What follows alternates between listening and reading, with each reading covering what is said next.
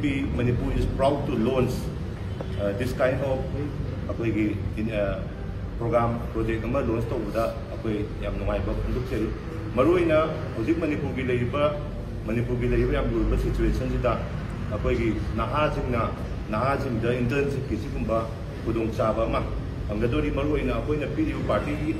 party ne bijari ba focus si gi hojik leiba good governance Manipur da governance good governance leibra leitabra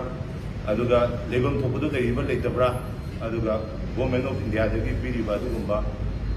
development scheme program ama welfare scheme program ama masi ground da madu phasana implement tawribra tawdabra haimna chingba analyze tongnanabagi research tongnanabagi kudung saba ma nahajin da piba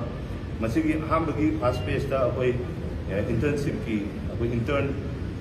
40 intern dia koi target tawjadori aduga masi tha ahungi internship program ni aduga tha kudingi intern singda akoi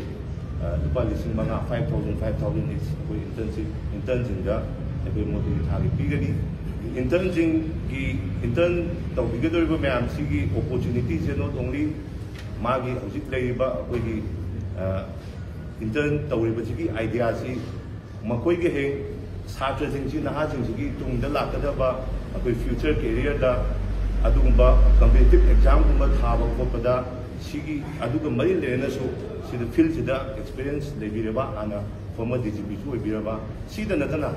Adumba, competitive exam, see the success or experience Leraba, Hanagi, retired or IS officer Mamusu, as the Yaroga, opportunity ma Nahajinga, Pinaba, Wanazabani, Pandam Tamo, Wanazabani. Masida internship ki program sida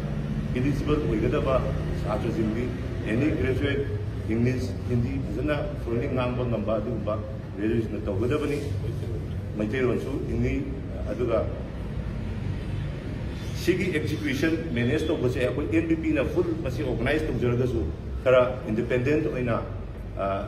tawba yana bagi pandamda akoi mayolda masigi management mayolna tawgadabani haba akumje thanjari maruina akoina period focus si akoi good governance amasung ajuki haiba welfare scheme policy making siguma mayamda tawgadabani